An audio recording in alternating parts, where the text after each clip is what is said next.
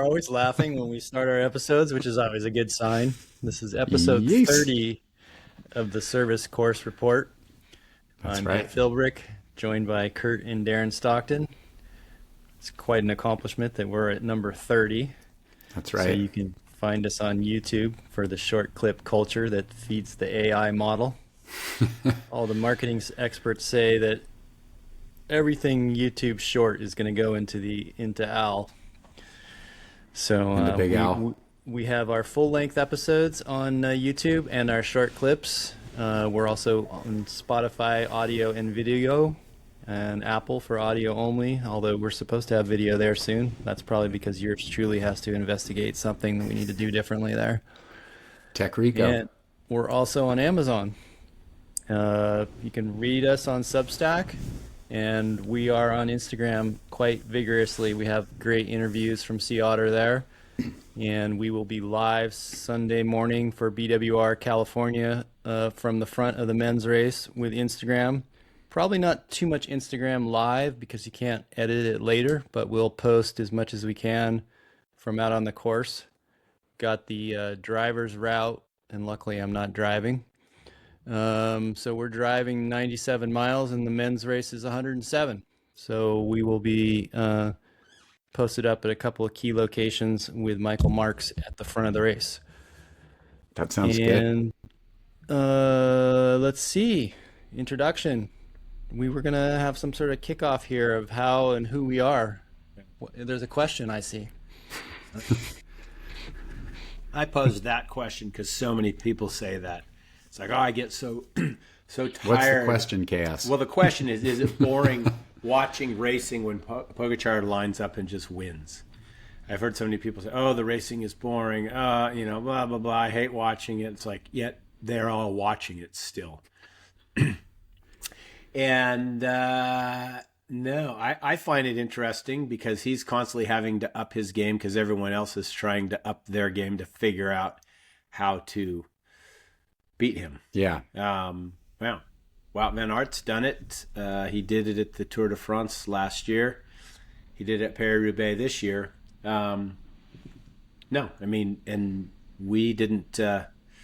We're just a little young to have watched all that Merckx stuff go on. So like Right. we're watching greatness. So I would say for me, no, it's. I mean, you wish, sometimes you wish the result or the race was closer, but no, you're like, right? We watched Jordan play or Magic play or Gretzky or, when you're watching the greatest in the world at the moment and maybe the greatest ever, I can't be bored with it. I think it's super interesting, and then all the tech that goes along with it. So, what do you guys think? I don't like when someone can continually winning, like in football. Wasn't a fan of the Patriots. In basketball, I'm a Laker fan, so I haven't benefited from 17 world championships. I don't like dominance, but I like this one. For some reason, he's very likable. He doesn't bother me, and he's human.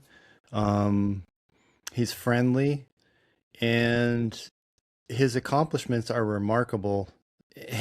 And he's calling his shot, and they can't do it. They can't take him down. You know what I mean? Like, Yeah. Like, I'm going to attack on this hill at Strabianchi, and they're all there, and he just rides away from them. so it's so good. It's so remarkable. It's refreshing. You know what I mean? Like, Yeah. And he's not doing it with any malice and spite. He's a joyful individual, and I think I enjoy his joy, and he's Yeah. having fun with it. If he wasn't having fun, when he starts to get a little cranky, Right. and then I I'm wearing a jersey that says "Please don't take my picture" or something like that. Then I'm Right. like, bro, you're losing me a little bit. Or when he takes crypto sponsorship from a questionable crypto company, and he dyes his hair blonde, you're losing me a little there. But in general, he's so good in the interviews. He's so personable, and his athletic achievement is downright remarkable. So Yeah, it really is. I mean, if you think about the era that Merckx dominated in, it was like they would show up and it was almost a foregone conclusion. I mean, it was one team leader per team. back in those days. It wasn't like these days where you have 5 guys who might be able to win, in that time. So not taking anything obviously away from Merck's accomplishments, but we've generally seen cycling go away from that. You might see a run at a certain race or something, but to have him, yeah, I agree, this dominant, it's just impressive to watch. It's impressive to watch him, like you said, Kurt, to second that, like just always having to up the ante. And that's the hardest thing. All the champions talk about getting to the top is one thing, staying at the top is another. And he seems like he's just one step ahead in his thinking. I mean, think of the whole short crank revolution is him, basically, at least at a world tour level. And he's got a year on those guys with it, on everybody, maybe more than that. So he's just, he's pretty remarkable. And the other thing I would say to it too is why don't like he obviously wins way more than say Sagan did, right? That was almost a knock on Sagan. But Sagan, I still think people don't give him the credit for really not only rescuing the face of cycling, but for just changing how racing had seemed like it gotten so boring before that. And he was like, dude, I'm just attacking because I'm attacking, and I may win and I may not, but it's going to be thrilling, which is literally what he said. And even though maybe Tade is better at, getting the W, maybe he's got a better team or better science, or maybe he's obviously just better, but even still, you're changing the face of racing. It's like in motocross when James Stewart first did the first scrub, they called it the Bubba scrub as his nickname. You're like, what was that? And so you see this change. And now look at everybody. I mean, from the rider positions, a lot of people, mimicking even more. I mean, I know the aero bars were around, but when you talk about more and more people with the seat forward and opened up, so your hips are opened up and having what we would all think is like, like I said, maybe Sean Kelly had it right, looking at these rider positions and you're like, wow, they're really changing the game. So, I mean, I think, yeah, it's great when it gets spread out, and it sucks if you like somebody who happens to be racing against, say, Pogacar in this era, because the wins are, are slim if they're battling in similar, like if you're a Jonas fan, it's tough, but he deserves every single bit. And like you said, also, if he was an ass, then you're just like, dude, you can respect the accomplishments, but not the person. But you're right. Seems like the dude you would want to go out on a fun ride with or hang out and have a coffee with afterwards, and he would probably be just like downright gracious and friendly. Yeah, I'd want to be his friend, Yeah. Seems like a friendly fellow. I do enjoy the technology, I think it's cool how Colnago, which I'll be honest, never really tickled my fancy as a bike brand. They invested in giving him the technology that he needed. Shimano with shorter cranks. Clearly, he's got some crazy training techniques that are working. I hope there's no CO2 rebreathing or something nefarious going on there. Right. I mean, maybe there is, but that's probably not as bad as EPO. I like it. Yeah, he's got panache. So I guess we're all three in agreement on that one. I should say. Yeah, because people, as I said at the beginning, people still tune in and watch, don't they? Maybe they're hoping for a different result or not, but it's like, if it's really that boring, then why are you telling me you don't like watching it, but you still watch it? Well, the people that you're viewing. If they're telling you it's boring, did they watch Indiran win the Tour all those years? I mean, that was really boring. I mean, this is not Indiran, big exactly. man I mean, think about that. Think about how insane that is, that he just like lines up at Strabianchi, first race of the year, wins it. San Remo wins it. Flanders wins it. Roubaix second. Liège wins it. 5 races. Nothing in between, not a warm-up race, not in a Toile de Bessèges or whatever, like no little winter cross, like nothing, dude. He just shows up and just crushes it. That's right. I mean, so the other guys are doing it too, like Van der Poel. He had no race days whenever it was 2 years ago or last year ago, and showed up and won San Remo. So it's obviously in the whole polarized training model and what they've figured out, you're capable of doing that. But then to go on the record run, like that's incredible. 1-1-1-2-1. That's pretty spectacular. In Supercross, you definitely have the points lead. with those type of stats. Well, and then went to Romandy and won the first 2 stages there. So Not the TT though, right? not the prologue wasn't a stage. Yeah. Was it a prologue? Prologues are not prologue or a stages. TT. I just It's a didn't know. Dorian yeah, Godon. actually, that's right. Yeah. Romandy does have a prologue, not a time trial. Yeah. Yep. Yeah. All right. Yeah. Well. Yeah. All right, so our next segment lap. is the free lap, and Yeah. I'm gonna take it to ask for some humble apology at the altar of cycling. You know, sometimes when you're riding, people call out a pass, right? Especially in mountain biking. Sometimes it's a little bit wishful thinking. Like they think if they call it, then suddenly they own it and have accomplished it. Right. There's still effort Calling to a come. pass doesn't mean you've completed it. Like passing on your left, you still have to do it. And sometimes like the younger riders, like we have the Quick and Dirty series. Last night was the opening round. You have mixed age groups, and you have some of the young kids coming from the back, the high school age kids, and they always call these passes. And sometimes I feel like they're wishful thinking passes, and it's like, I'm passing on your right, and I'm like, on your right, like there's a tree over there, like okay, like you want me to move over? No, I'm not moving. And so I have a lot of ego when it comes to getting past, and so I need to calm that down a little bit because I'm old and slow, and so I got to let them pass because really, honestly, they are going to pass.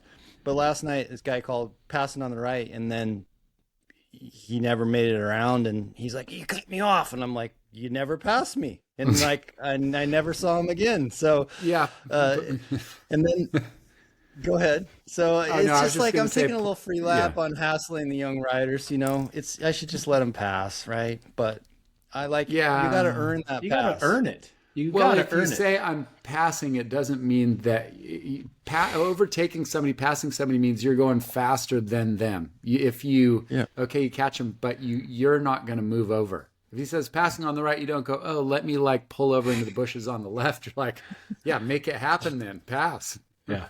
Don't expect much from me. I mean, right. If you're stuck behind for a long time, the dude's going way faster. You could give a little one of those, but I know what you mean. Yeah. They got to at least make it happen. Got to at least poke that wheel in there. That front wheel's got to poke up along, right? Yeah. And you can, be respectful and give it to them and then take it back from them. I took back a lot of passes, like you pass me and then I'm going to come right back on you. I'm not going to just concede it. There was a drop bar pass. The guy just come thundering into this rock garden with a narrow thing, just thundering in like chaos theory. He thinks if he comes thundering in, everyone's going to clear out of his way, And I'm like, really? You're going to pass right now in the middle of these giant boulders? And he's like, I could pass anywhere. What's wrong with here? And I'm just thinking to myself, I got to take a free lap and just calm down with heckling and talking back about passing, Yeah. So anyway, that's my free lap. All right. So is your plan to compete in each week at Quick and Dirty, or as many as you can? I mean, is it kind of like one of those things? It's like it's on your calendar. That was some real face wrangling there. There's some deep thought behind that answer. Or you did the opener. Is it an every week thing? Can you hear me? Yeah, we're getting really choppy. Oh, maybe it's it's it's clear all on good our from end. here. Yeah. I'm sure it'll load up when when it splices it all together, does whatever the technology does. Tech Rico. Oh, he's dropping out. Coming back on. Maybe he's got Maybe he's got a problemo. Well, yeah, I was wondering if he's going to continue to do these the Quick and Dirties each week. We'll get a little report back how the passing, how that all goes.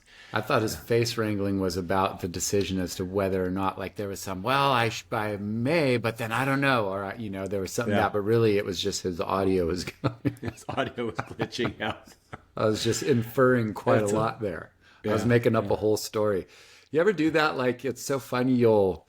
I don't know, you're like in the checkout line at the, supermarket or something. You're just like waiting. And then you like kind of notice somebody and they're like, seem like they're in some mode. And you put like a whole story and you're like, they're probably like late from work and coming home and they're like grabbing stuff, but you have no idea. You're just like making it up. You think about how much we do that in any situation. I took my best classes in my somewhat limited, I would call it college career, city college career, was sociology. I took, I think either 2 or 3, Soc 1, Soc 2, I think Soc 3, and this one professor who was just great. And that class was fascinating.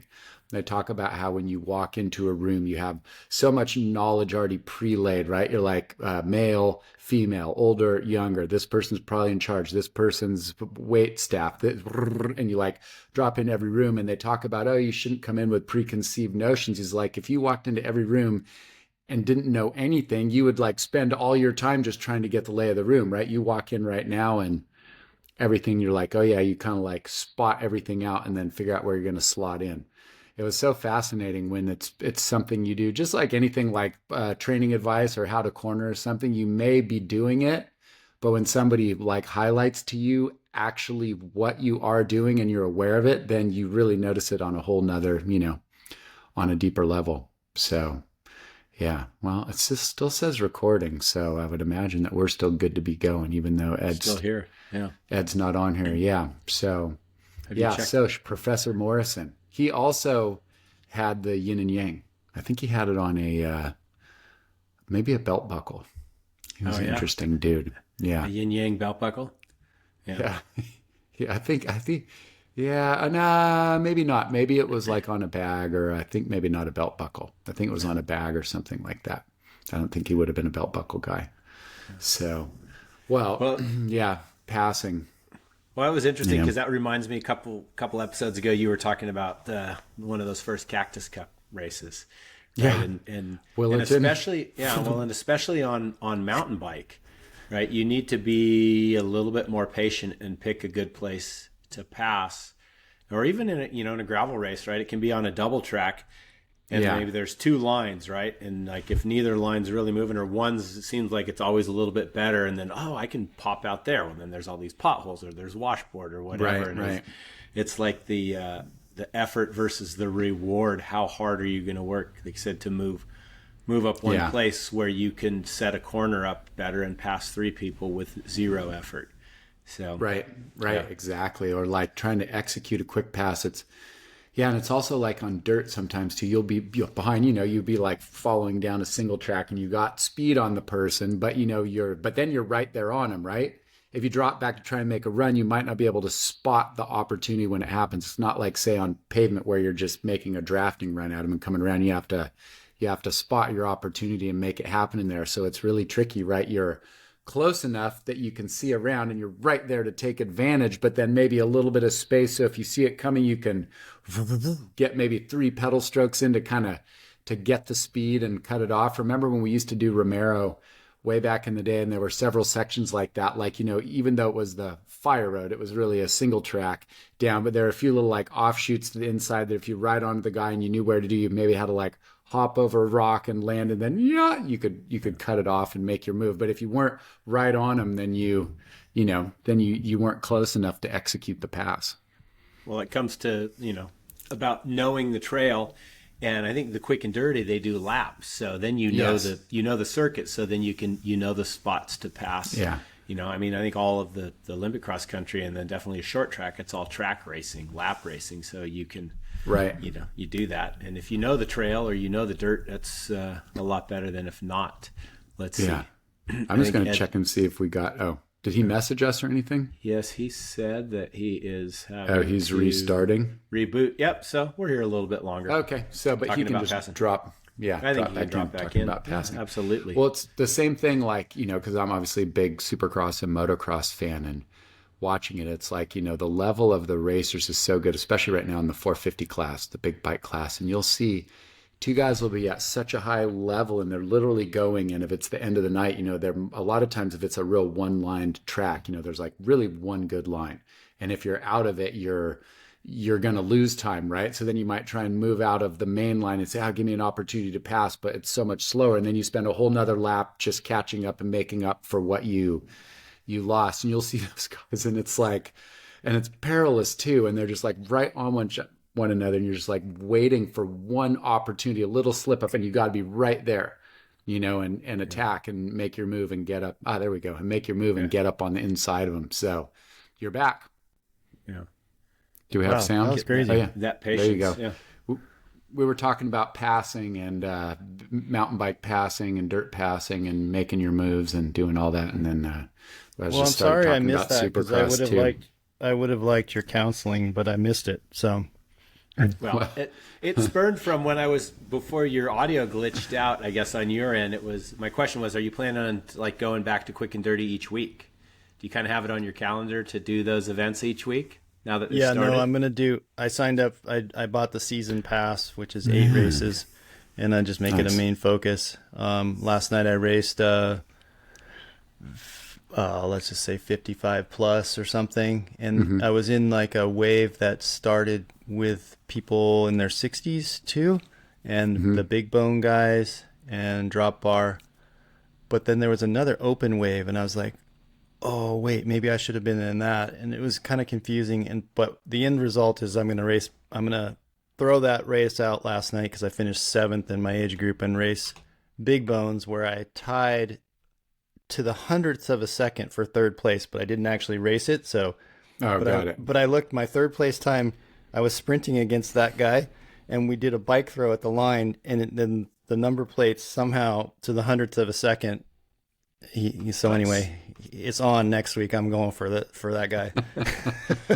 Well, nice. So then, if you get my gist, Yeah, right? yeah. But then with that, we'll have to get updates on the passing etiquette at the Quick and That's Dirty right. 2026 series. And you can't hear that I'm picking fights with the high school kids, and fighting with the grumpy drop bar guy who thinks he can pass into the rock boulders. As long as it doesn't take you out. I just better to keep your mouth shut and just race. So I don't know. Yeah. I don't like being a heckler. Yeah. Yeah. Heckler. All right. Well, no more heckling. All right. No more heckling. That was my free lap. That was your free lap, right. which was also what you rode, right? You do any other riding then? Continue on with that theme? Yeah. Since we last spoke? Yeah, today was the Gravelstoke Shakeout by the shore. Gravelstoke has traditionally hosted a shakeout ride before the Friday or Thursday before BWR. So we had about maybe 40 people from Seattle, Alaska. As a realtor, I'm always hoping to sell them a home. Enjoy Rancho Santa Fe and the course, a little bit of the course. And it was good fun. People from all over. Flavia Oliveira joined. We've had Alexi Vermeulen. We've had all kinds of, elite riders showing up and representing their sponsors over the years. And we had pizza and some people had beer at Lost Abbey, who's the longest running original sponsor of BWR. Nice. So they have a location in Cardiff. So Carl Bodine opened up the location for us early and was on the ride with his 28 tires, and I rode BWR with 23s. Walking Carl. both ways in the snow. Yeah, with a headwind. Yes. Yes. Both way, all ways. Yeah, headwind following you. All right. That's pretty funny. So that was so the shakeout by the shore, but it wasn't like riding the bluffs in Carpinteria though, huh? No, not as good. No, not as good as that. Okay, Dude, the bluffs are rare. It's been so good around here. Seems like once you get down pretty much south of like Ventura, the coast is just so populated all the way to the border that that riding doesn't exist. It's like you have to go up north, there, Carpinteria. Speaking of riding, I actually got to the coast last weekend. That worked out pretty well. I wasn't even thinking about that, but I was on the Mendocino coast. So a little bit further north, almost directly west of where I am. Basically, you get on Highway 20 in Nevada City, and you drive west for 4 hours, and you get to Fort Bragg, and you're on the Mendocino coast there. It was stop 4 of the Grasshopper Series. Was a very gravel-friendly mountain bike route course. I would say 95% of the people were probably on flat bar bikes, but there were some gravel riders, including, I mean, one dude was 12th overall, and he won the 59 category on a drop bar bike. So going for it. But let me tell you, riding over there, like I haven't really ridden over there on the trails, and having someone who has, so I didn't really have to look. I could rode with people for a couple of days, and the courses were well marked. Just spectacular riding. Some of the best riding anywhere that I've ever ridden. The gravel roads, the single track, just so much fun. It was, we talked about the e-bike grin a few episodes ago. I also had the flowy, loamy single track on a drop bar bike grin. So that was a lot of fun. I ended up camping a couple nights, 3 glorious days of riding over there. Perfect weather. It was a little cool, but it wasn't wet, but it had rained earlier in the week. So at some point, getting you guys up to the Mendo Coast and riding. We rode out of a little town called Casper, California, which is kind of sandwiched between Fort Bragg to the north and the town or the city of Mendocino to the south. But still, rode down. We rode along Big River, which empties into the Pacific there in Mendocino, and it was spectacular. And the racing was great. Like I said, stop 4 of the Hopper series of 5. I would say my highlight. I got to interview all of the top 3. I interviewed the top 3 pro women, pro men. Then I just grabbed a couple of drop bar riders because I made up that unofficial category in my head when I was circumventing the course on event day because there were so few. But in the women's event, second overall was a 13-year-old 7th grader.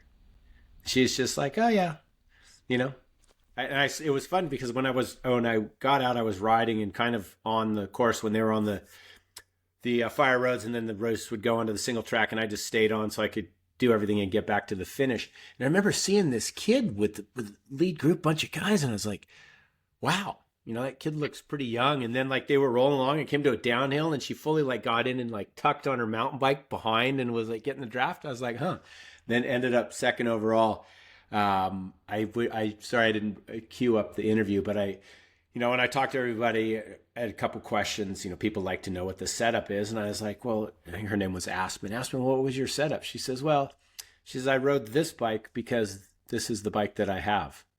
So that was her setup. Was she rode the bike that she had? It wasn't about these tires are dropped. And I was like, whatever happened to this, right? People get so caught up. You know what? Yeah, that's could be an equal hashtag along with ride all the bikes. It's ride the bike you have. Yeah. The best bike is the one that you have. Yeah. She looked at me like, great. well, what other bike would I ride? So maybe that was my amateur moment, was asking a 7th grader what their setup was. It's like, well, I rode the bike that I have. I like she ripped it. Yeah, a little hardtail, I think. Yeah, and it was phenomenal. So, yeah, That sounds great. Just to finish that up, and then I rode on Sunday, did a social ride with the Grasshopper crew and some of the folks from Argonaut Cycles out of Bend. They sponsored the Hopper Series this year. And there were maybe a dozen or so of us. We did this great loop that Miguel, who runs the Hoppers, came up with. Some of it was some of the course plus this new stuff. And as we were climbing up toward the top, I see a group of people riding up ahead of us. Like there were more people out riding on a Sunday, locals just out riding mountain bikes, and it looked like a midday crew on a Sunday rolling. And I look up the road and I see this jersey from the Sierra Nevada Cliff Bar team, which was 2003, and that was the first year I worked with that team. And I was like that, and I get closer, I'm like, that's not a jersey, that's a thermal jacket. I go, we didn't sell that clothing. I'm like, huh. So I roll up and I look over, and lo and behold, it's Ken Grossman, the founder of Sierra Nevada Brewing. He has bought a house over there on the coast, and he was out riding with his buddies. So that was really cool to see that. And then just to make things even more strange, he was on an Amflow E mountain bike that we had talked about the week before. So that was pretty cool to see him out just riding with his buddies on the weekend. And then I saw that seventh grader out riding with her dad on a group of people riding on Sunday as well. So it was all in all a good weekend of riding. So was he Nice, on that last sounds- year's Amflow? We didn't get into the details. Yeah. It didn't look like the one that we rode. You know, it's always interesting when you come across someone who you've ridden what we call acoustic bikes with before, and they're like, "Oh, I got Right. an e-bike," like it's some Yeah. terrible thing. I'm like, well, great, and you're riding Yeah. with all your buddies, right? He's like, yeah. He goes, this dude right here, he's 85 years old and he's out riding. I'm like, isn't that cool? You can all go out and ride with your friends, and you know they have certain spots they regroup and go again. So if you're on an e-bike, embrace it, love it, because you're having fun, and you know, ride all the bikes or ride the bike that you have.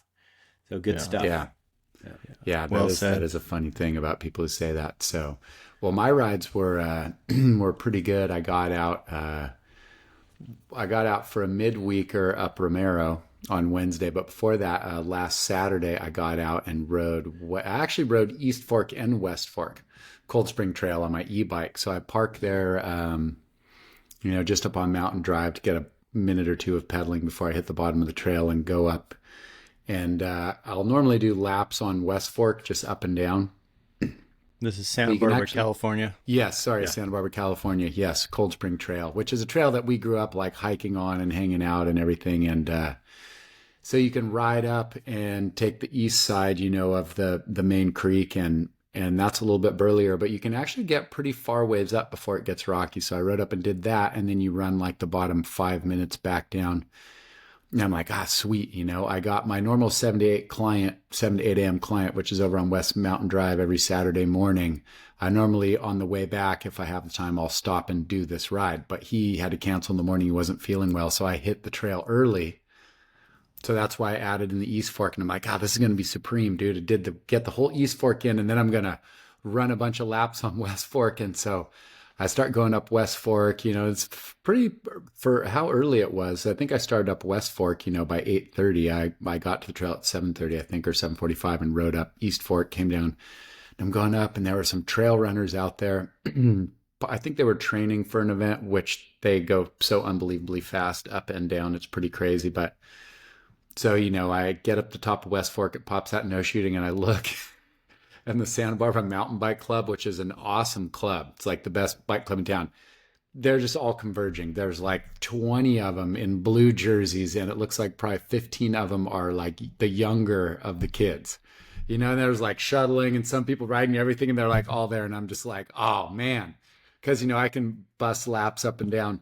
So I go over and I ask the one guy, I'm like, where are you guys, what are you doing? And he's like, so we're going to go down West Fork and up East Fork. Because then I was thinking if they were going to be on West Fork the whole time, I'd go back up East. But so I was like, you know what? I'm like, all right. So I just turned around and I decided in an instant, I'm like, I'm going to get down to the bottom again and turn around and haul ass and ride up as far as I can until the first one comes down.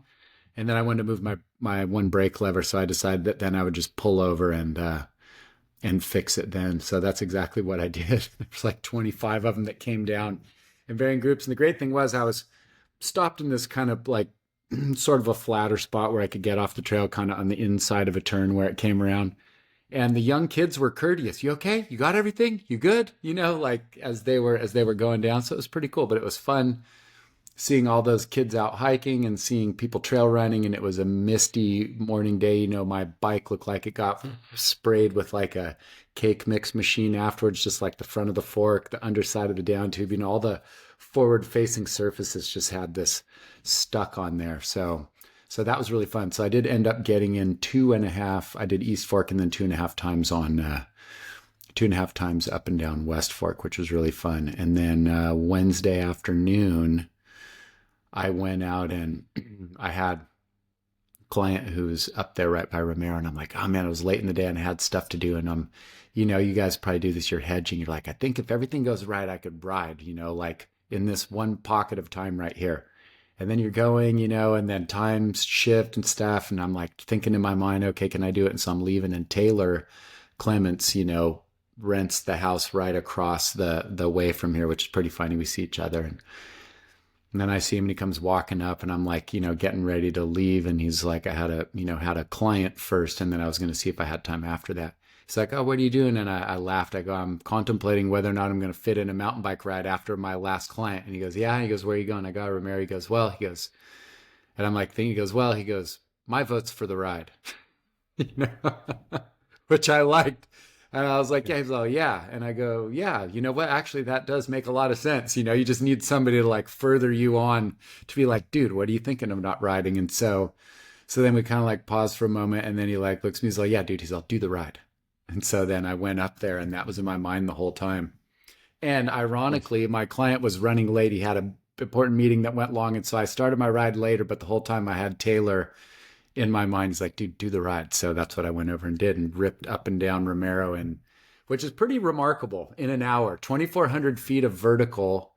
So that's the same, basically within 100 feet of vertical of Gibraltar, from the mailboxes to Camino Cielo, like Gibraltar proper, you know, and I can go up and down that in an hour. It took to all the way up to the tip top. It was 40 minutes or 41 minutes up, and took me 15 minutes down, gate to gate. So I was thinking about that. I'm like, that's pretty, you know, even though I know I have a motor, like going up a single track that steep, I thought that was pretty remarkable, you know. So I got all kinds of questions. Yeah, I know. Sorry, I ran on there with my ride details. But I actually have a question going way back. Yes. This is actually back to chaos. Did you ride in any preserves when you were riding the hopper? Well, it's the we ride in the what's called the Jackson Demonstration Forest. Yeah, so tell me about that. It's about 50. They've got 50,000 acres up there. So we were in part of that forest. And is it my understanding that was a mountain bike membership access only? Like you had to be part of some club that Gravy was part of, and you had to join, and then now it's open to the general public? I don't know about that. Okay. From what I understand is that there was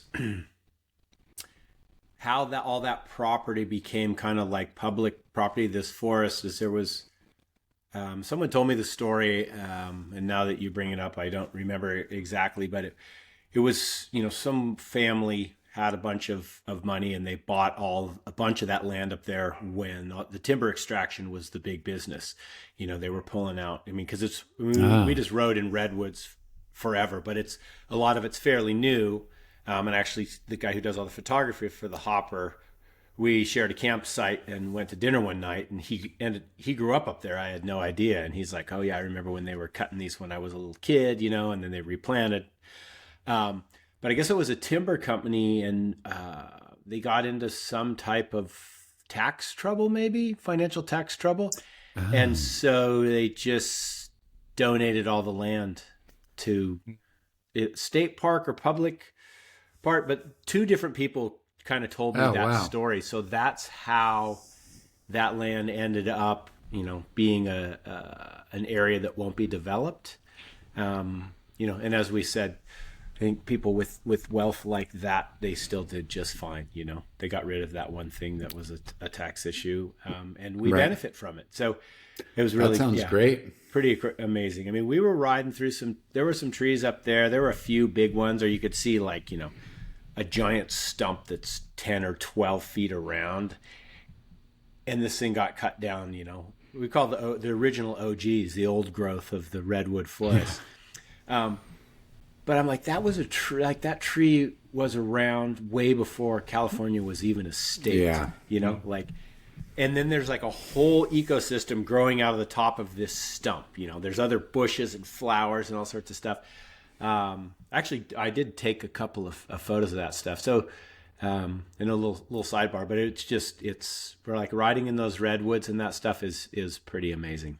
Yeah, I think Gravy talks about that preserve in his podcast with the founder of the Grasshopper, and I need to Google it because it sounded interesting. It sounded like the mountain bikers played a role in helping, you know, get public access to it eventually.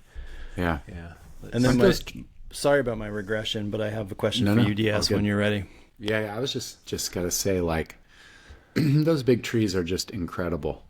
Yeah. You know, just when you think of like just an organism or whatever just growing, you know, and that they can, I mean, think about the sheer force and like wind and stuff of 100-foot tall redwood and all the limbs and how much force, and that thing's just like holding steady.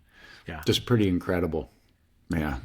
Yeah. Of all the trees I saw that had like fallen over, none of them were redwoods. There were some other pines or whatever, but I think, I can't remember which of the Lord of the Rings it was, but it was either the roots run deep, my lord, the roots run deep. Those old trees. So, yeah. That's good. Yeah. Good. All right. So what was your question, Federico? Yeah, sorry for all the regressions. The post debris flow, like when you're on those Cold Spring trails, do you recognize where you are, or has it been completely reorganized that you don't even remember the way it looked before?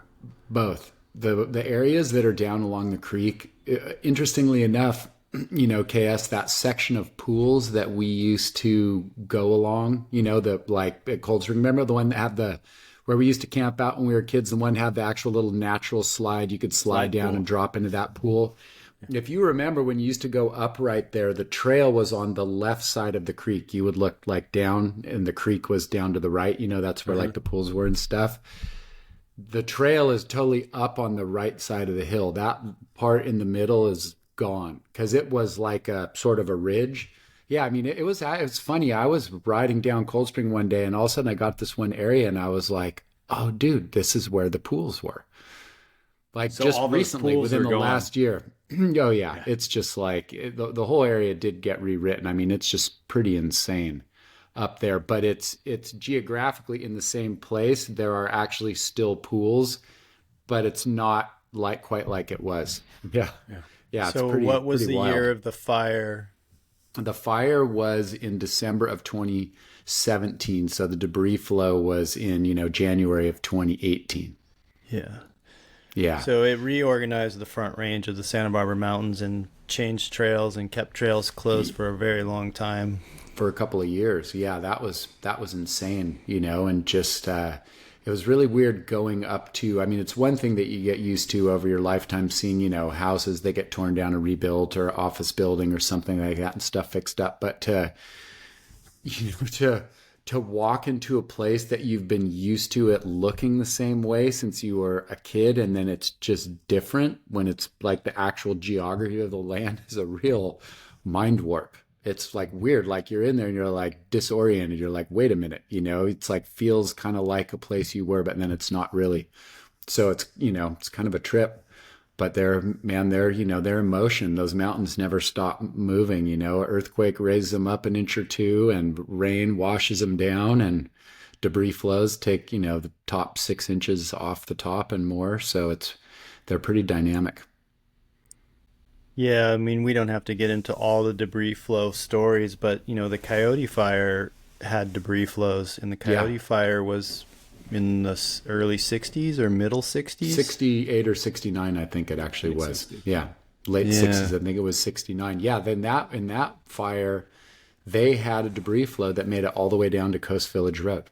Well, all the way down Hot Springs, yeah. My mom was driving on Hot Springs in her Volkswagen Bug with my brother and sister, and I don't think I was born yet, so maybe this is not post-Coyote Fire, but she tells a story of the Volkswagen Bug sort of starting to drift down Hot Springs in a debris flow, but she shouldn't have been driving in. Yeah, those mountains, and there are front ranges where the two, plates of the earth came together and kicked up, and that's our front range. It's all compressed seabed. Mm-hmm. So that's why the mountains just crumble and fall apart. For people who don't know, the mountains here in Santa Barbara, it's like sandstone. I mean, with few exceptions, it can rain pretty hard and you could go ride the next day because there's so much rock and so much, in the soil, it drains out pretty quick. But then it's also just like rocky. It's got these huge veins of, like Cold Spring Trail. You go down Cold Spring Trail and you got the first 5 or 6 minutes is pretty smooth and it's like dark earth. And then you just drop into this whole middle section that's just rock. You're just like on rock. Like you go down and you're looking at the trail and your line is on the top of the rocks. It's pretty crazy. And then you drop down through, a little bit later and you get through the rocky section. All of a sudden you're back to like that shaly earth. And of course, once you get down into the creek, it's rocky just because, everything's funneled down and washed the dirt away. But yeah, it's pretty cool. Yeah, it is It is fun up there. But yeah, so I'm looking forward to tomorrow. I got my same Saturday guy. He's actually out of town, so I'm going to hit it early. I got to hit up Jonah and find out from him, what he's capable of. But I'm going to get out and ride the front range tomorrow. Front side on the e-bike. Yeah. Yep. So we've had quite a bit of racing. I think we've had so much racing that we haven't been able to completely keep up with it all if you factor in gravel racing. But we had La Flèche Wallonne, which was last Wednesday. But I think we talked Wednesday. about the Flesh, didn't we? Yeah, 'Cause we potted on Thursday. Yeah. We talked about the men's, but we hadn't. That's we right. hadn't watched the women's race. Yeah. So I did. I mean, I watched the women's race, and it was a very similar finale to what Seixas did in the men's event. Vollering rode it from the front, although she did not. She kind of took off, though. She kind of took off, but she was clear. She was clear, Yeah. but then the riders, they came back to her, which was kind of exciting because normally, right, we get to watching this racing, and we were talking about, at the beginning of the pod about Pogacar, is it just boring when he just rides away?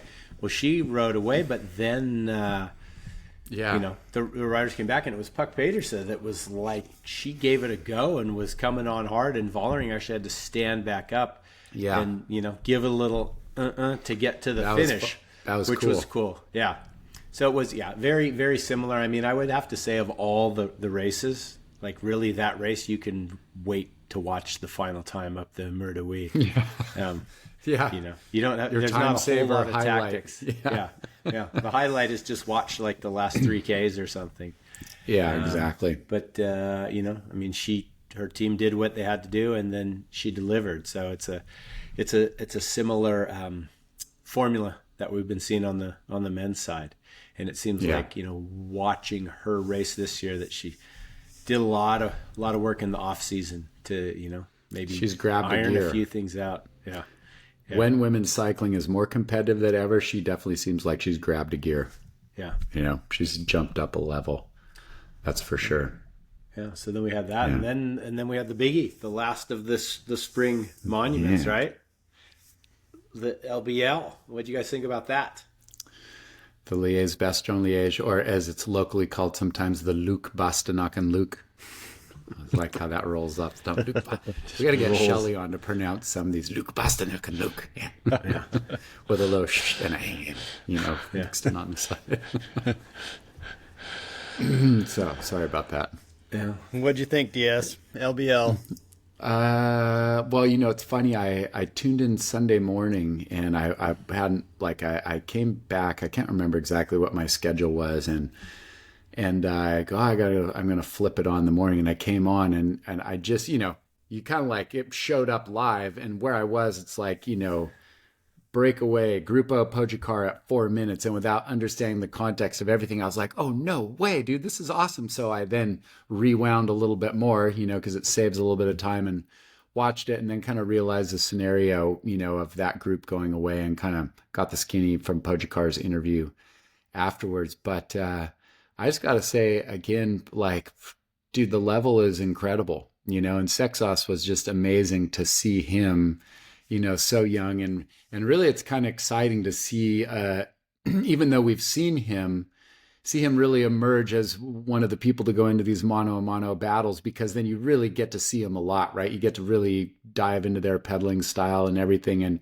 he is one of those guys. He just seems to make motion out of very little energy when you watch him ride. He's very smooth and stuff. And so, Remco being off in that early break, I don't know that it sounded like it was planned, but he was kind of up there. And in a way, it kind of gave some spice. But in the end, that got reeled in, and then it was all on the La Redoute. And, it was just impressive, again, watching those guys, the level that they're hitting. They said it was the fastest ascent of the climb ever, if I have that correct, by 8 seconds or something like that, or 10 seconds or something along those lines. So, it was good watching, for sure.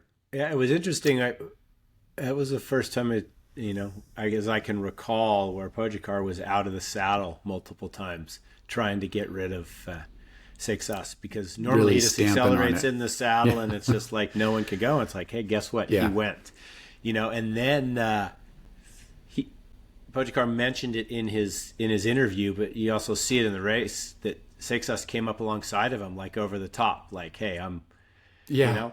Like, yeah, actually, that was a good move. Thanks for pointing was. that out, because I was Because- like, yeah. Everyone's saying, "Oh, you know, he's 19, all this pressure." It's like, yeah, it's a lot of pressure. It's a lot of pressure for anybody. But it was like he rode with conviction, you know, and he wasn't along for the ride. And you listen to the commentators, you know, "Oh, he shouldn't be pulling. He shouldn't be pulling." It's like, or you do pull because that's how you win a race, you know.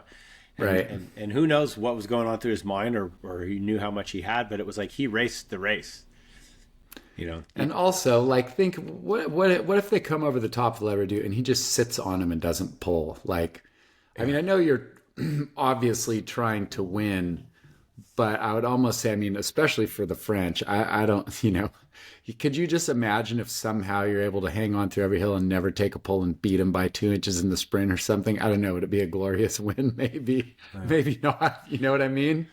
I guess it is LBL, but yeah. Well, yeah, I agree. Like, sometimes you gotta, like, you know, it's like the respect, right, in the hierarchy. Vanderpool said the same thing. Yeah. You know, he's like, dude, I want to be up there racing for it if I'm going to get beat. You know, you don't want to just like be sitting on and trying to win it that way. So I thought that was pretty just, you know, that was shows confidence, shows what he believes in himself.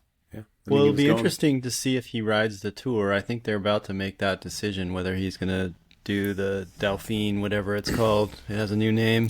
How do you not start him at the Tour?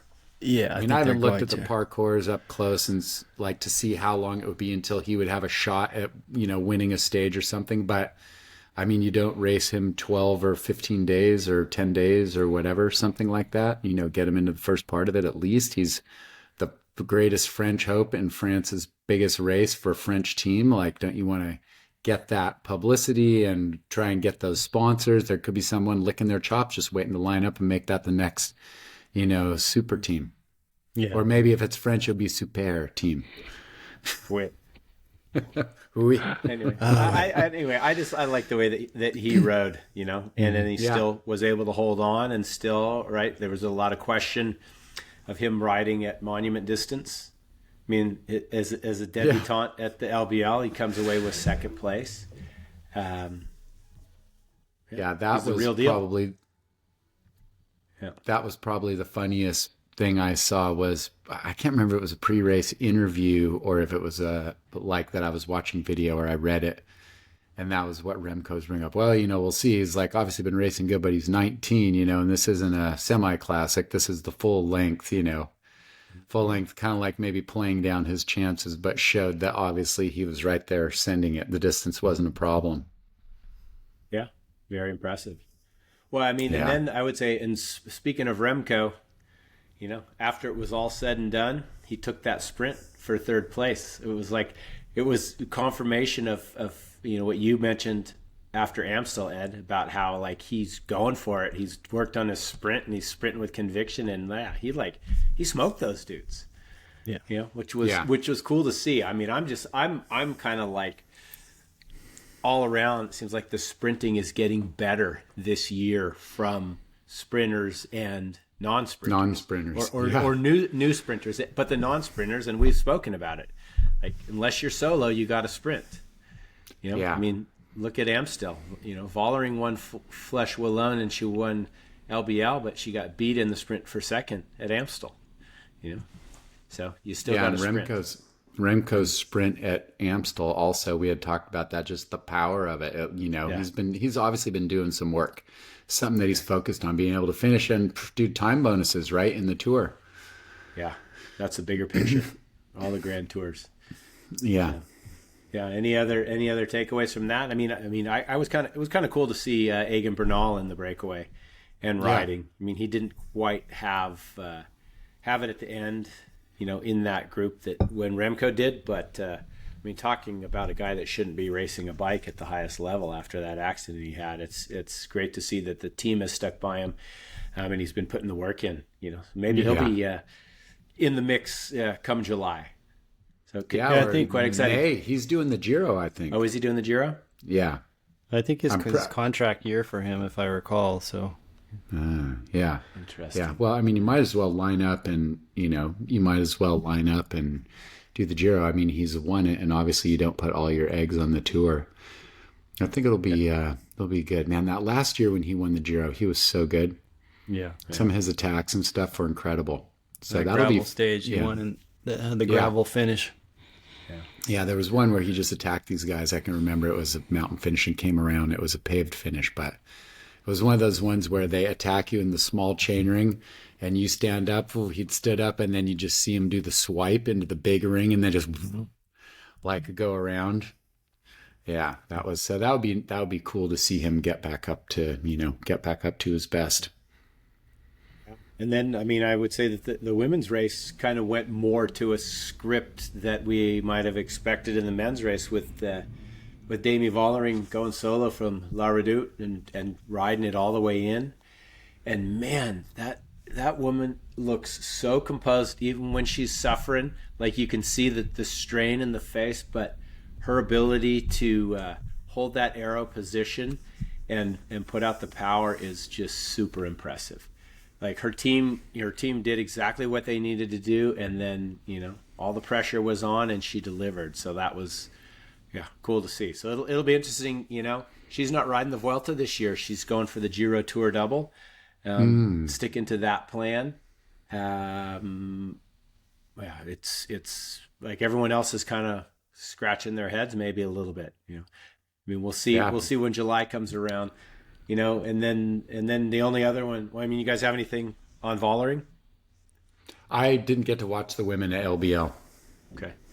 Yeah, I didn't watch, but I wonder how much strength training she does to hold that position. I suspect she's working on her core incessantly. Oh, I would. Yeah, you have to. Yeah, good mobility to keep that tight hip angle in there too, and stay so low like that. Yeah, it's super impressive. I mean, you can see the stuff on social media, but that's just what they want you to see.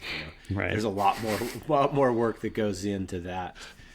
And then the other one, I mean, you guys, you didn't get a chance to watch it. Well, the problem is if you blinked, you wouldn't have seen it. I went to watch the full women's coverage, and I put it on, and the full coverage from what they had on Peacock was from 42 Ks to go for 156 whatever kilometer race. They just showed the last 42K. I'm like, well, like this is ridiculous. A lot, stuff has happened. There's a lot, as we all know, there's a lot of stuff that happens earlier on in the race, just like that breakaway that got away in the men's race. And it's super unfortunate that they're not just giving them a completely separate, full race or at least 3/4 of it, But I don't know why that is. If it maybe on the day that they show it, they have a certain block of time for live TV, and that's when it drops in, and that's what they record. Although you'd think if they were just showing the whole race, they could do it in highlights. They can do whatever they want, and I think the broadcast, the event, they can do whatever they want, and they're choosing to not give the women's racing equal billing as the men's, and that's a conscious choice, and that's something that I guess I think everyone there's needs a lot of pushback. Yell a little bit louder about that, because the racing is super exciting. Even that one you guys didn't see, but toward the end, so there was a race for the podium, right? Vollering was solo, and so it was Nieuwedome, Finney, and Puck Petersen were chasing her for second and third place. It was pretty obvious after a while that they weren't going to catch, but then there were they actually had Isabel Holmgren with them, who is the U23 mountain bike world champion cross country, and she also races for Lidl Trek. And they got rid of her, and as they were getting rid of the climb, they got rid of her. Anna Vanderbruggen started to come across, and I can't remember who Vanderbruggen was with, but she basically rode away from that person, rode across. I think she maybe Holmgren was still with them. She rode across and just got right to the front and drilled it, and they dropped Holmgren. So then you had Vanderbruggen, Petersen, and Nieuwedome Finney chasing Vollering. That's hard. 2 out of 3 are going to get a podium spot of that second group. And then when Vanderbruggen got there, it was like she just went straight to the front and started pulling, like she thought she might have a chance to bring back her former protege, right, to bring Vollering back, and then it didn't happen, and then So there was a sprint, right? A 3-rider sprint for second, third, and fourth. You got to be able to sprint, and Pedersen took out second, and Niwi Finney was third. So that race was actually, I thought, was even a little bit more exciting, the finale, than the men's race with the changes that went on. Yeah, and that gap that when Vanderbruggen went across, it was like, I mean, the speed she went across with and then went straight to the front, it was kind of mind-blowing. You're like, wow, is she at 36, is she getting back to her former self as a multiple world champion? I don't know how many LBLs she'd won, but Right. Yeah. So that was getting back to her former forme. Former forme. Former forme yes. of the possible. Forme. I think it's important to caveat or something, an asterisk that we put here, is that the cameras don't follow the broadcast doesn't show the entire race, and the cameras can't be everywhere. So it's always good to listen to the rider interviews. If you can scour the internet, there's different places you can find them, and hopefully those are unedited as best get the complete interview, and then also try and read about a race. If you really want to delve into it, because so much we miss. Yeah, and who knows who's editing that? How much they know about bike racing that's editing down the highlights. Honestly, they could cut out something critical even for highlight. Yeah, it is. Some of the it's like Paris-Roubaix. That is a race to really watch from the beginning. The story just starts getting told, so early. All the different obstacles that get thrown at people's path. So I agree. It's nice when you have that. Nothing like when you have like a nice time. It's like the mountain stages of the tour, right? Flat stages and stuff all come down to the rewind to the end. But the mountain stages, I'm parked there. I got to check that out. Got to watch it all develop. And you can tell the guys early on it's always fun, telling who's pedaling and trying to pause it, make your own mental wagers about, I don't know, that guy's starting to look like, it's catching up to him and think how they're going to be going later in the race. So yeah, it's fun. So I think at this point we will delve into the start list for a race that's near and dear to me, and that's the BWR California on Sunday. Unfortunately, it goes head-to-head with Traka, so the start list is not the center of the gravel universe that it was the year after COVID. There was a time when BWR California, probably one of the original gravel races and mixed surface races, was the center of the gravel universe, and I don't think we're there anymore.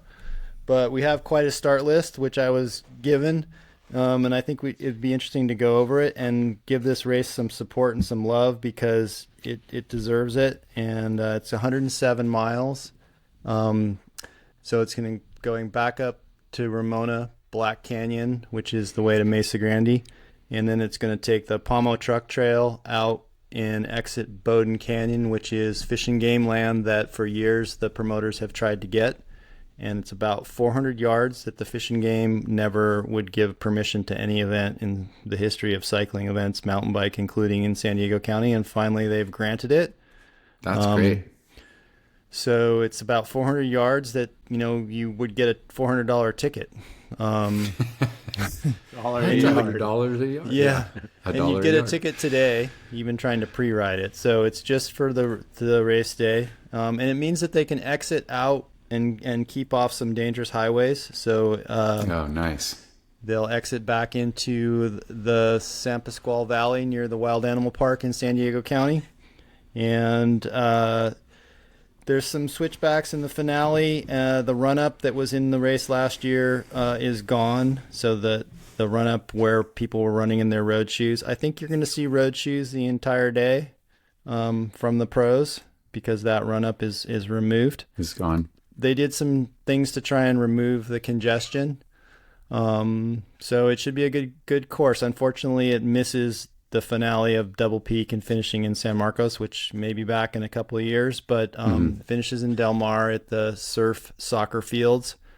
And it's pretty windy right now. We have our coastal fog, which creates wind. So we're getting a lot of afternoon wind, and it'll probably be pretty windy and not that hot. So It'll make the dirt tasty. Yeah. The fog. Well, go ahead. I was going to say, so this is the second year at Del Mar, correct? Correct. The venue is different. So for people who have ridden BWR for the last 10 or however many years, 12 years, it was always up north where you are in San Marcos. And so it's slightly different. Does it use some of the same terrain? It does. Yeah, we enter into the gravel sections in sort of Rancho Santa Fe, what we call locally La Sardi. And so it's a slightly different entrance, but then it becomes the same. The nice thing is that we're going back to Black Canyon, which is a long climb that's very washboardy because it's a sort of a dirt road, and the cars that drive it goes through an Indian reservation. So it gets some vehicle traffic on it, not during race day, but so there's a lot of washboards. And then they turn onto the Pomo Truck Trail, which is spectacular. I mean, we could probably 4x4 a Toyota vehicle through there if we had to, but it's pretty rugged. And so there's some pretty spectacular parts that are returning to the course that have, they've tried to get back, and they've got them back this year. One thing that happens is we get heavy April rain, and then, the Forest Service or somebody's like, nah, can't use it, so. Oh, right. They don't finalize the course sometimes till the night before the race with all the permits involved. Oh, really? Wow. Phil Tinsman says there's probably 40 hours of permitting required with the multiple agencies involved. So you got multiple cities, county, land preserves. He says Utah takes 4 hours, and San Diego takes about 40 hours of work. So yeah, I'd like to give those guys some love. It's unfortunate to see that the pro lineup is not as thick, but the women call-ups are going to be Holly Breck. You guys may know her. She's a crit racer with a motocross background. Cécile Lejeune, she's a French rider. She's probably one of the biggest names, probably the favorite. Sienna Herman, she's from Big Bear. She's a Mondraker rider. So she's a local Southern California. Oh, yeah. She won the women's race at the Cobbler the previous year, I think. I remember that when first we were name. all there. Yeah, when we were all there. Yeah. So she did well in the Triple Crown last year, which is the first 4 BWRs of the season. Courtney Sherwell. Flavio That's Parks. a good race name. So she's an Olympian from Brazil, and she's a former Triple Crown winner for BWR. I don't think she's ever won here in San Diego. She's been second, so I would say she's probably one of the favorites tomorrow. I jump in. Flavia is NorCal. Yeah. I mean, even though she is Brazilian, she lives up here. She races the Hopper Series. And she's an amazing climber. Like Flavia is tiny. Like when you see the bikes where if you can't put 2 big water bottles in the triangle, that's what size bike. Like her head tube is right. like, I've talked to her about that. I'm like, your head tube's like that tall. Sausages. Yeah. But so she's, a lot of road experience, and then has embraced the off-road stuff with the mixed terrain, not mountain bike. And then Cecile raced with a team out of the East Coast, a road team for several years, the CCB team, which is one of the longest running teams in the country. They've had men's and women's development programs for, I think, over 30 years. And then she kind of switched over to the gravel, I should say, or mixed terrain racing, and raced the Grand Prix last year, and has slowly gotten better. And I think she won the Oregon Trail event a couple years ago, and has been pretty consistent as well. So yeah, it's fun to see. It's watching the riders. They kind of, if they're going from one discipline within cycling to another, there's a bit of navigation that goes on there just to figure out how to ride and figuring nutrition. Yeah. And, when we were talking about passing, just like how to conserve and where to use your energy. So it's been fun to watch these riders slowly develop into it. So I think it's going to be exciting racing regardless, because they're lining up and they're putting numbers on. Yeah, and one of the last call-ups is MG Lopez Aguirre from Mexico, and she is a former elite national triathlete, and she was an ASU standout probably on distance running. So interesting transition there. You know, we've had a triathlete win this race in, remind me her name quickly, Waddy's Taylor. wife. Heather Jackson. Heather Jackson has won BWR really? California. Yeah.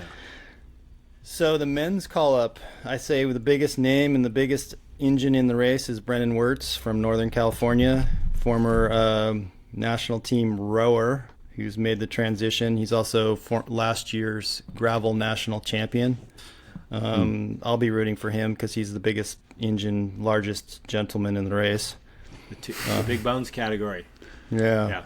Brendan's and he's a nice guy. He actually he finished on the podium at Levi's last week, and we didn't even talk about that one, which is 14,000 feet of climbing. So yeah. Well, and he started at kilometer 0 in his effort to get to that podium finish. I mean, he was like basically off the front the entire day in the initial breakaway, and an incredible ride of KJ's from his size on that day.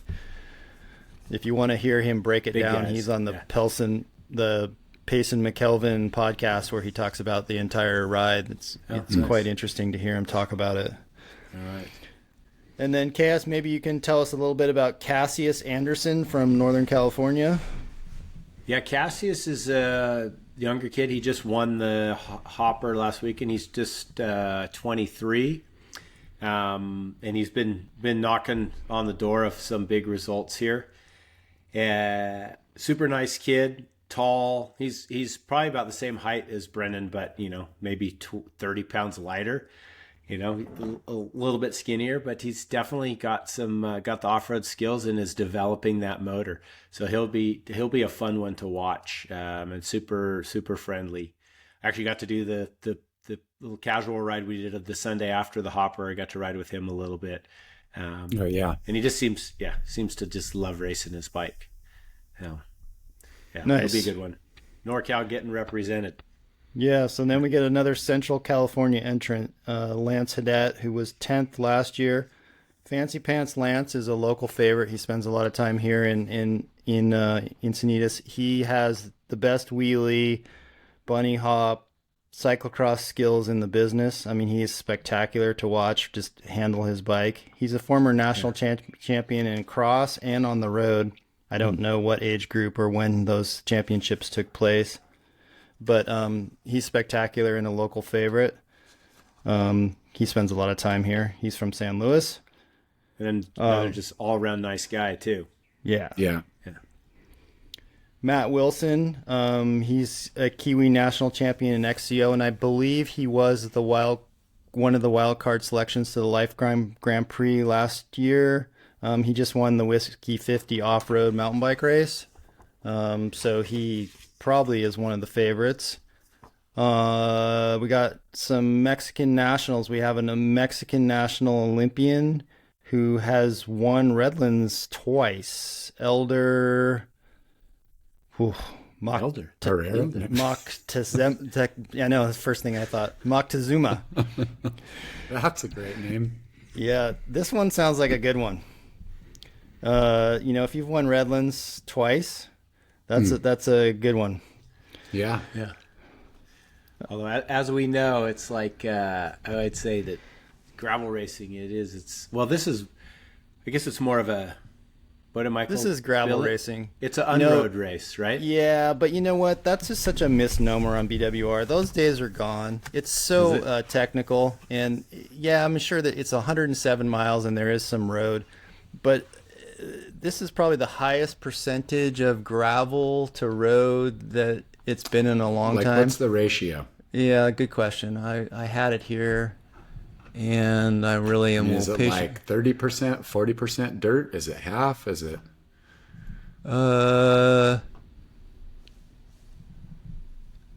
So the elevation is 7,200 feet. So if I can read that, then I should be able to see my percentages of surface. Paved, 49 miles of pavement, 46%, 52 unpaved. More dirt. 52 unpaved, and 2% unknown. And, Unknown, just to keep you guessing. Yeah.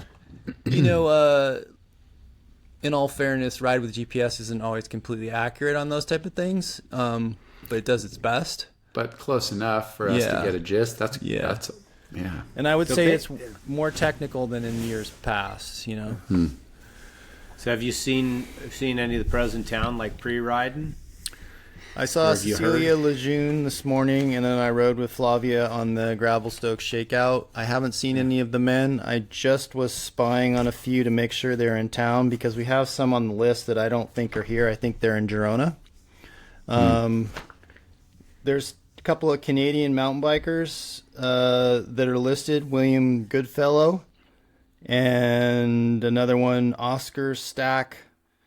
Well, I'm not even going to go with it. Some kind of Polish last name. He's a 21-year-old Canadian, and he was 4th overall in the U23 Lifetime Grand Prix and 2nd U23 in Leadville. So he sounds like he's got a mountain bike background. Yeah.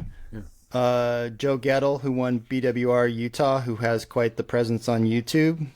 Tobin Road, I know he's not going to be here. He has immigration problems. He wasn't able to get to the Lifetime Grand Prix, where he was 2nd last year, right? Or top 5. He wasn't able to get to Sea Otter. He still isn't going to be at BWR California.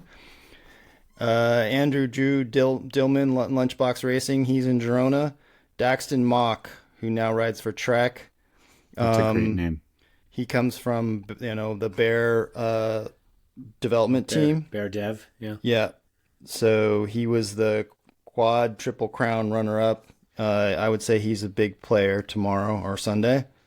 Truman Glasgow and Chase Wark from Lunchbox Racing. I haven't confirmed that he's in town, but that's the call-ups. I skipped over a couple, but that kind of gives you a general flair for who's here. Also, there's a gentleman who finished 3rd in the Giro d'Italia in 2002 who probably is lining up as well. And I'm not going to name him. 2002. I'm not going to name him. Was really that the year that really Cadell, Italian name? Or was that? No, was that Tyler Cadell was 2nd. 01. No, was it? What was the year that Cadell led it until like the day before the last day? Was that 01? I feel like that might have been 01. Gianluca Bartolome? No. Is that even a very name? Italian right? name? It might be 03 or 0. Yeah.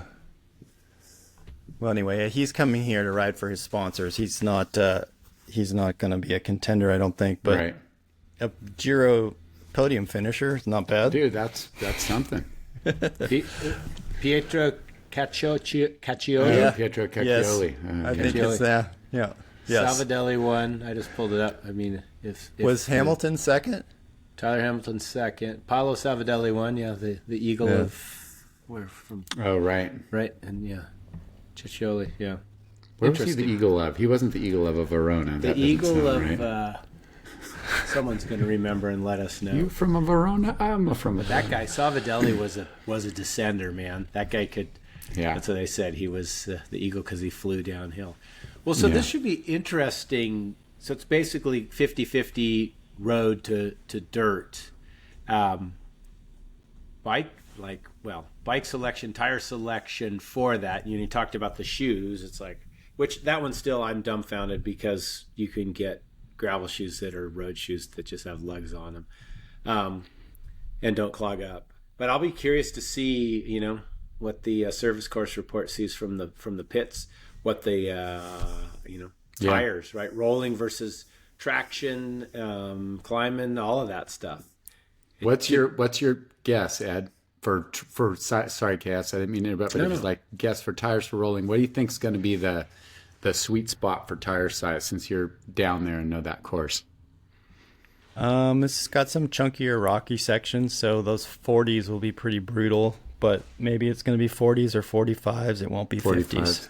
Yeah, it will not. Definitely big, not a 50 course, but I would think maybe 40, 2s, 3s, 5s, depending. Yeah. Yeah. So I'll be up early, and I'll try and post some pictures from the pits about the bikes. I don't think I'll have any clues tomorrow. I'm going to protest the expo and stay home and rest because tomorrow's Sundays is going to be a long, full day. Be in the lead vehicle, try and post as much. I won't be live streaming. I did that last year. It's a little hard to edit it later on, but I'll try and post as much photography and video as I can and get some rider interviews at the finish. Nice. And we'll be, we have a driving route to get to some key locations. And what remind me, KS, who's the famous photographer from Unbound history? Dan Hughes. Dan Hughes is sitting on the gonna... tailgate with a life jacket around him to keep him safe. But so tethered in. Tethered in to the truck. Yeah, that's important. All right. Well, it sounds like they've got a good crew of people to capture it. So hopefully we'll see some compelling photography and footage and some great racing. Yeah. Exciting. Snap Rico. Gonna be snapping the shots. Yeah. And I would say, I guess my only other shout out on the racing, and I touched on it earlier, is just how that sprinting has been good, and that guy Dorian Godon, who is now with Ineos, has been, he's a bit of a rouleur, and he's been winning sprints and stage races. He won in Paris-Nice. He just won in Romandy. Fun to watch him. Another one of those riders that's well above 6 feet as well. He's tall. So Yeah. So shout out to that. All right. That's about it. Yeah. What is he? Yeah, he's won 2 stages of Volta Catalunya and the points this year.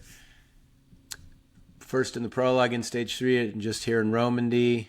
Was part of the Ineos winning TTT team at Paris-Nice, plus won that stage 7, and said, pretty good. We never really thought of Ineos as a sprinting team. I mean, back in the Sky days, they had Cavendish for a little bit until they decided they wanted to win the Tour de France. But it's been fun to see. Viviani. Yeah. But it's not Cavs level, of course. Not Cavs, but it's part of this. As they're saying, this French Renaissance of riders, and we can't forget him. We've been talking about Seixas and Cosnefroy and Romain Grégoire, but we got him as well, so it's been fun to watch. Those all sounded like cheeses you might see at the deli when you were in France. We got a little Grégoire, I got some Cosnefroy. Cosnefroy. That sounds like something that might have like a little bit of a citrusy, the Cosnefroy, like this little slice of tangerine on top or something. Oh, a little charcuterie on the side. Some stinky cheese. Gotta love that stinky cheese. Yeah, you gotta love it, hate it, and love it. Yeah. So DS, you got a what went wrong for us? I do. I'm sure we brought it up before, but how do you have Tom Pidcock drop his chain and be basically ruled out of LBL? Like, that's just like dude. Well, let's pick that apart. He's on SRAM. SRAM's had a notorious front derailleur problem. It was supposedly fixed. Do we hear about Shimano athletes dropping their chain? No. Not as much off the front. I would think the back, there's obviously the chainring drop. I feel like, and I was telling you guys, I watched the race and saw it happen to him, and I feel like when he fixed his bike, I think he fixed it and got on the same bike, but I felt like he was looking down at the rear, but I could totally just be making that up. It's entirely possible, but I feel like it was not the front because it was on a fast section, of road. So I think it got wedged going off the end, going down off if he's on SRAM, I guess off the 10 cog, That one kind of amazes me because I just can't believe that with all the clever people out there making dropouts and through axles and stuff that you just can't machine some pieces that would just fill that gap and make it impossible, for it to fill if it's getting wedged in. But of course, I don't know exactly what's going on. Maybe it wasn't dropping off the side. Maybe it gets twisted and wedged up against the frame. And then if you try and go backwards, the freewheel will engage. I don't know exactly, but I still give it my what went wrong for like, come on, man. You just can't let that happen. Yeah. And I think to your point, right, there's just the amount of bike changes we see with shifting issues is crazy. And is it more now because we're gone, we went from 8 to 9 to 10 to 11 to 12. I mean, even 1x13 now. And the tolerances are so much less. I mean, is that it? Because right, you can be pedaling. That's part of it. Yeah. Narrow chains. Narrower chains, right? So the narrower chain can fit in a smaller gap, so then it needs to be tighter between that bottom cog. But it's crazy. Like how many times do you drop your chain out when you're riding? Like if you hit a bump right at the right time, or or you're going through something and the chain is doing like it does in Paris-Roubaix. But it just seems like more often than not we see riders taking bikes, like they're not, and it's not a flat tire. It's like flat tires, right? But yeah, they're just always changing bikes. I mean, it's electronic. There's no adjusting, the barrel adjuster, because your bike's not shifting properly. It trips me out. Well, riddle me this. In the old days when we were first riding, we had to learn to take care of our chain and our shifting because the shifting was so bad, to be honest. Right. And so we grew up nurturing our chain, nurturing our shifts, finessing our shifts. Now shifting is technically so very good. We just described where it's not. But push a button though. Yeah.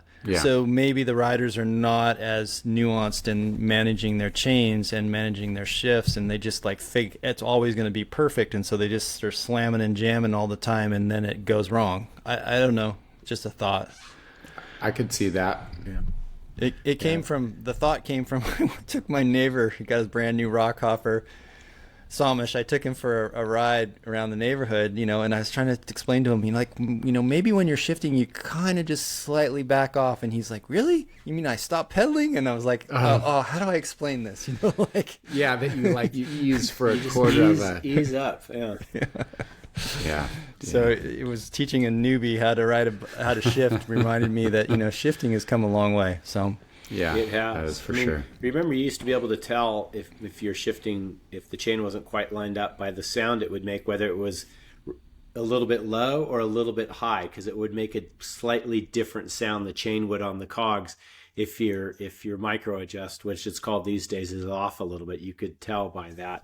And I think to your point, Ed, that is right. Like growing up with friction shifting and then going to index shifting. And then it getting narrower and narrower. Like we've been through the process, It's like we've tried these different things. And I even remember that when I was running race teams 10 years ago, the riders they would just slam the stuff, and we didn't have electronic shifting back then, but it was that really good index shifting. But it's like, maybe you can just you can ease it in for like a quarter of a pedal stroke, right? You just back off just slightly. Yeah. Now we've with I was going to say, you hear stuff. It going ka-chunk, like, people who, when you're pedaling and you drop it into that last gear and they don't ease up at all. Like, you don't realize that, how much you ease up for, like, I mean, if you split up a full revolution into 30 parts, you might be easing up for, 1/30th of a revolution, just that moment, just like, right when it drops in. But there is some well, the ramping of the there. chain, the hyperglide systems, the ramping on the cassettes was game changing too. I mean, I noticed that I can shift standing up under full load on my mountain bike, which is amazing, right? Like the thought of that is remarkable. And so I think, chain finesse and chain management is still a skill. Right. And keeping everything clean and dialed, but at that level, anyone who's racing in the races that we're talking about now, especially on the road, like those bikes are cleaned every night. They wash the bikes that ride on the roof all day. They may not even get ridden, and they clean them. And also, I was going to say, if you're the team leader in a race that suits your talents, you would think they would maybe even just be more focused on making sure. Not that it should matter, but like, Yeah, agreed. Yeah. Yeah, it's not like it's Bernal's bike and he's lining up for Paris-Roubaix or something like that. Yeah. Right. So the amateurs of us all, we don't have an amateur this week, but we do have a positive Pete. I will quickly say that Victor Sheldon, the Quick and Dirty promoter, Sagebrush, Filthy 50, the summer series here that runs for 8 weeks. Victor is from Alaska, and he's just a real gentleman and a very kind individual, and he deserves a positive Pete for getting people out on bikes. There are so many young kids, small kids, very small kids, racing for the first time in huge numbers last night, and it's unbelievable. And some of the top riders, junior riders in this country, come from his 8-week summer series. Some of the best young talent has come through his program. And, we talk about NICA, but you also got to talk about, private race promoters. Yes, he does make a living off it. And I do hear people say, well, I give Victor all this money. I'm like, well, he's making a living, Yeah. and he's out there 5 days a week with his shovel and his trimming equipment and making it safe. Like last night, his phone never rang with a bad crash, which he says is an important thing. And he puts Yeah. a lot of time into the safety. There's a lot of cones, a lot of wood ramping, a lot of perfecting the That's dirt. good. And so I think he deserves the positive Pete for promoting bike racing on a nightly, weekly schedule. So Victor. Nice. I like that. Big Yeah. V. Yeah. Slash. You gotta give him the S. Slasher. Slasher. Slasher. Yeah. His nickname. Well, yeah. And that's interesting. You hear people complain. It's like the people that complain about watching Pogačar win, right? Like, oh, it's so boring, but you watch it anyway. It's like, yeah, well, you pay him money because he's providing a service, right? You don't go to the gas station and expect to get your car filled up for free, right? They don't just comp it to you. There's a weird dynamic with people, especially like around like race organizers, race promoters. Like, they just see the day of. They don't see the other 5-6 days a week that goes into it. Exactly. And the 40 hours of permitting, or for something like quick and dirty, right? When water fills up here, something happens and you're out there shoveling, digging. Pay your entry, buy the season pass, and then send them some more money, or bring your barbecue out and barbecue for people and make it enjoyable. It was interesting last night. There's a particular group of individuals that comes and just drinks the free beer. They don't even race. Hey.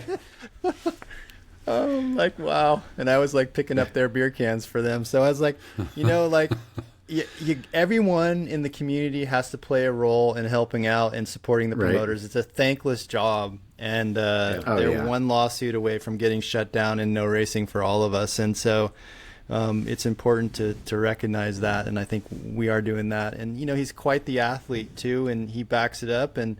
But he's gracious and humble, and he never races his own races, and he looks after the community, and that's amazing. So yeah, and Victor's not like some guy from out of town that bought a series and is trying to floss people for money. He's like part of that ecosystem, an important part of it. So those are the people we should be supporting.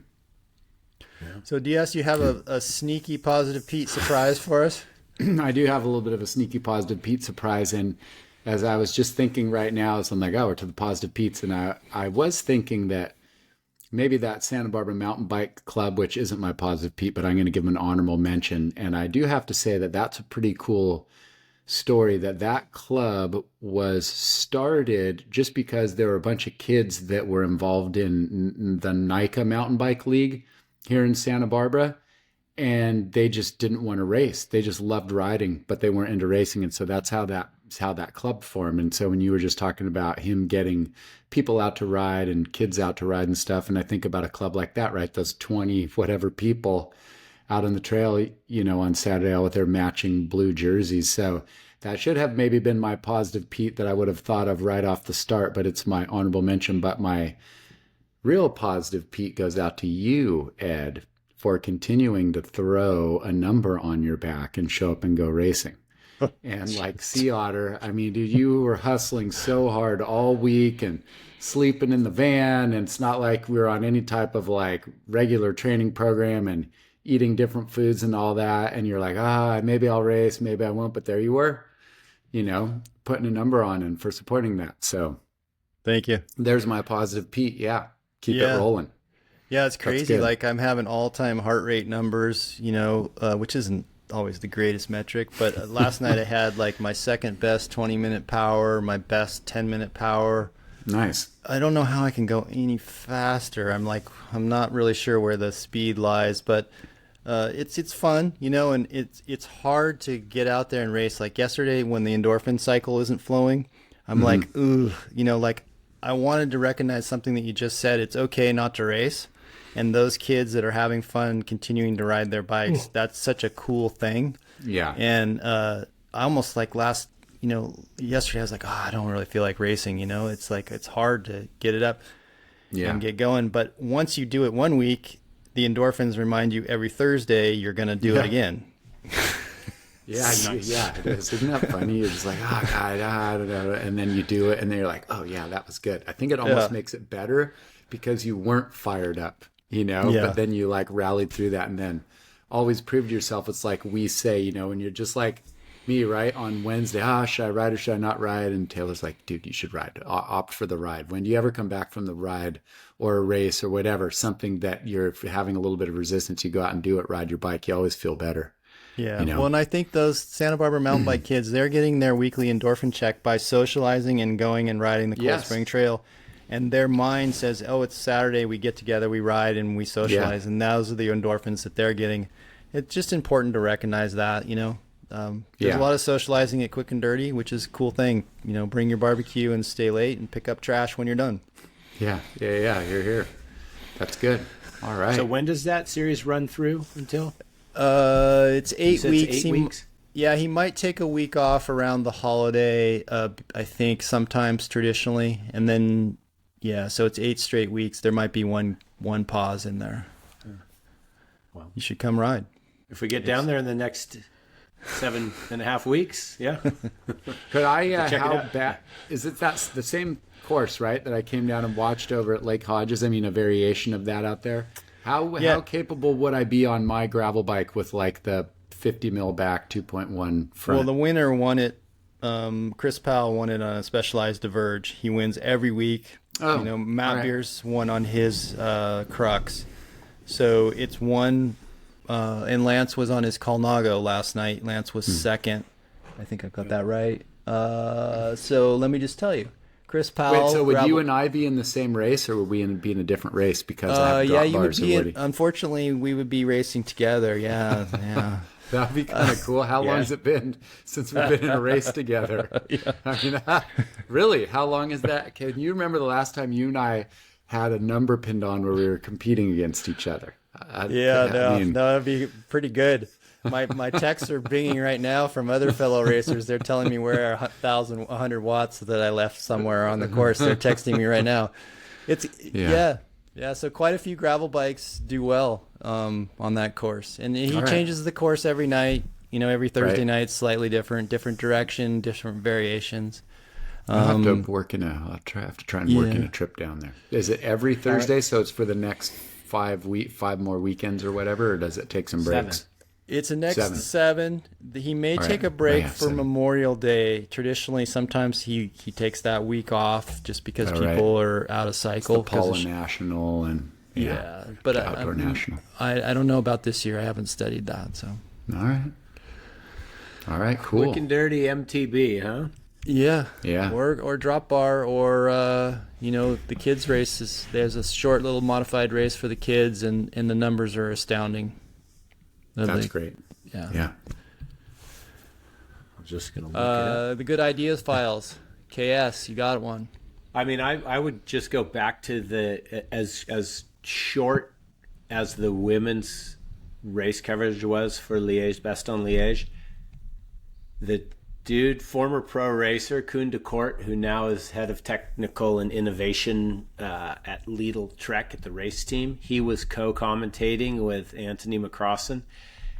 That dude has a keen eye, he's a wealth of knowledge, and he just offered a perspective to the racing and more like the technical side of what was going on in the racing that I thought was I found myself wanting him to talk more, just listening to what he had to say and how he broke it down. And yes, he actually works with some of the riders, but I mean, he was talking, simple things. He was talking about, on their women's team, they've got a lot of riders, very small riders that ride size smaller, extra small bikes where they actually have to put weights on their bikes to get them up to the minimum weight limit, But then he was talking about Matthias Skelmoza, who rides a frame that hasn't been painted to save weight to get his bike down to the exact weight. I mean, just that technical side of stuff, and then the physiology of the riders. And it was only the last 42 Ks, but listening to him was I found it very interesting. So something to check out. And it was a good idea that they had him on there, and I hope that he does more race commentary. And even the fact that he works for Lidl Trek, he was not. He provided some insight to some of those riders, but he wasn't really very biased in what he was saying. I thought he was pretty. even keel as far as that goes, just looking at it strictly from a technological standpoint. Yeah. So, well, so good idea to have that guy on. Let's see him again. Nice. That sounds Nice. good. Yeah. Well, that concludes episode 30. It's Wow. amazing that we've done 30 of these.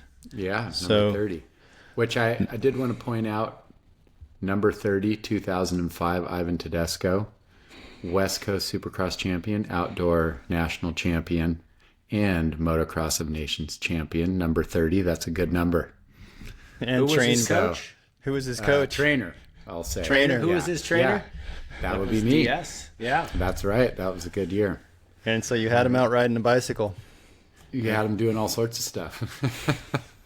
Bikes, weights, and then just, that was a great year. He had bought a motorhome when he won his second Supercross championship. The bonuses are pretty fat, and got one of those big Monaco like bus, not a motorhome, let me be clear, like a luxury, coach. bus liner with the pop outs and everything, the coach. Yeah, and did that. So that was a fun year. And Ed Chavez was driving it around, who was the mechanic on the Maxxis team, who was a buddy of mine. And he ended up getting that and going around. And that was really fun. But some of the most fun of that, he had his teammate, Paul Carpenter, on Pro Circuit that year, grew up out in Ithaca, New York, and had this piece of property and like a prefab home on there with a little bass pond. And I would always wake up before those guys, and I would go out every morning, and I would go out to his pond, and I would do like 15 push-ups and some sit-ups, and then I would grab a pole and I would walk 2 times around his pond and see how many fish I could catch. So that was really fun, getting to do that in the morning. And you just catch and throw them back in.